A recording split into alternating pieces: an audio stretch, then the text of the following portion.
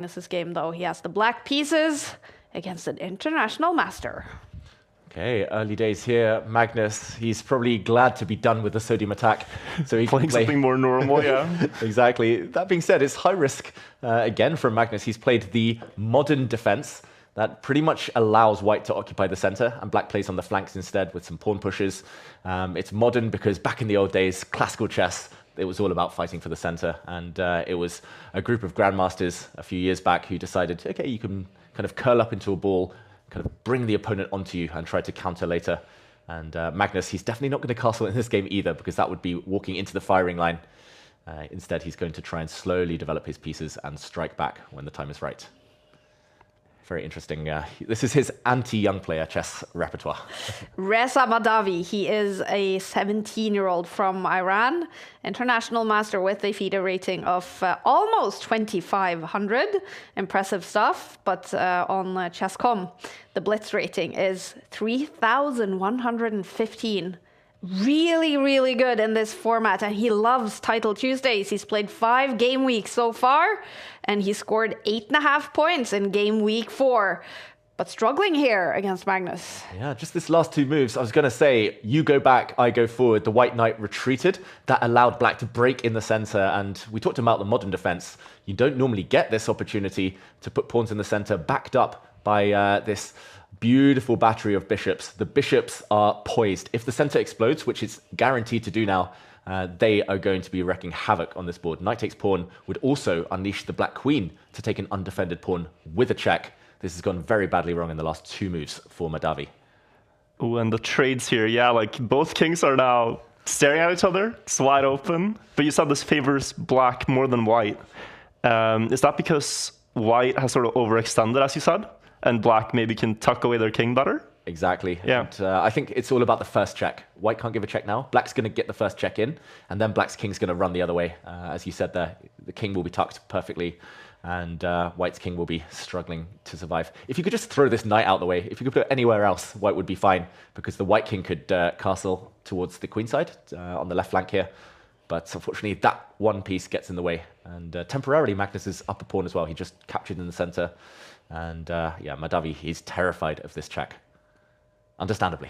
Yes, that looks terrifying. Magnus with the black pieces. Anna also playing with the black pieces in round 3. She is up against a candidate master from Italy. Marche is his name, and she's better. She was actually just much better. All right, so Anna is taking some confidence from the very good finish she had to the previous game. Let's see if she can make a comeback. Much better on the bar now. Magnus is also much better in this game. Is it going to be a quick win? Ooh, it might be. It might be over the next few moves if Mahdavi cannot save some pawns. The only way to stop that scary check for the white queen to come in and trade off for the black queen when it landed, but that has allowed the black knight to fork a couple of pawns now. Both very tasty. Not sure even which one to capture first. You could kind of make an argument for both of them right now, but a pawn advantage for Magnus in an endgame when his opponent's pieces are pretty terrible. It looks very nice. It might still take a while, but it's not really a question that Magnus has a decisive advantage now. His king out in the open there. Virgil, you are actually getting ready to play your first chess tournament, aren't you? Yeah, so I made a bet with some of my friends, and we were all kind of the same level. We're, you know, around the 1,000, 1,100, 1,200 chess.com rating. And we were just like, we play a lot of chess for fun. We play over the board. We go to a chess bar in Stockholm and play a bit there. And it's just like, let's sign up for a tournament. So we've decided we're just going to play an open tournament, classical, and try our best, and just kind of like a fantasy football league. Whoever does the worst has to do some type of bet. We haven't made up what the punishment should be, but just for fun to see how it goes. Fantastic. And none of us have played a chess game that lasts longer than 10 minutes. So it's going to be very different. People always say like, oh, it's so calming. It's so... I don't know. Like, how is it, David, to play classical? Do you get lost in the game? Is it like a state of flow, you could say? Yeah, I mean, that's the dream, to obtain that state of flow. But until you get there, it's just stress. Chess equals stress. So I think if you can obtain that perfect mix between being relaxed enough to kind of not feel the nerves, but also alert enough to see the tactics, then you'll do great. But yeah, I'm glad you're jumping in, and very relatable for a lot of people at home who constantly think about jumping in and playing these tournaments. It's nice to see you taking the leap. Yeah, I know, you just gotta try. I mean, it might go horribly, but you learn from each game, each mistake, I'm guessing, and hopefully get better over time. Like that's the only way to improve, I'm assuming. It's by taking a lot of the feats in the beginning and then working from there. Exactly. Every Grandmaster's lost thousands of games. Right. So yeah, the journey has to begin somewhere. Very inspirational that you're doing that, and you do have a good coach at home. Is that she helps. helping you getting ready for yeah, it? that helps. She's helping them too, by the way. So we're all getting help from Anna from the tournament. So we'll see who pays the most attention. Yeah, That's we'll find out. fantastic. Anna Kramling is streaming Title Tuesday from the Dave Cave. She's struggling now in round 3. Marchesic has been able to turn it around, but she had a fantastic finish in round 2. Can she do it again? In this one, Magnus Carlsen is better, and he just looks very comfortable. Yeah, Magnus, he's the master of the flow that we were talking about. He's always super chilled, super confident in his abilities. But this position, not as easy as it earlier might have looked. Suddenly the white rooks exert quite a lot of pressure on these lines. Watch out, there could be some sacrifices. Knight takes pawn is in the air, allowing the white rook to step up with a check. The black knights might be vulnerable in that variation as well. Magnus is a pawn up. They are connected pass pawns, so on paper he should be winning. But these next 3 or 4 moves will be critical. If he can't find a way to press the advantage now, it might totally disappear. Yeah, the engine is arguing that he's not as good as he earlier was. But it's, of course, very hard to see this when you're down to 1 minute each and the game can turn into chaos. Ooh, that's a clever move, trying to deflect away the black knight from the protection of this pawn. Magnus defends it. Again, if he gets just 2-3 more moves now, if he steps his king forward, dodging any checks, if he gets this black rook in the corner into the game, he should be winning the clock advantage as well. Should play a part. But very impressive fight from Mahdavi, who was pretty much lost after 10 moves.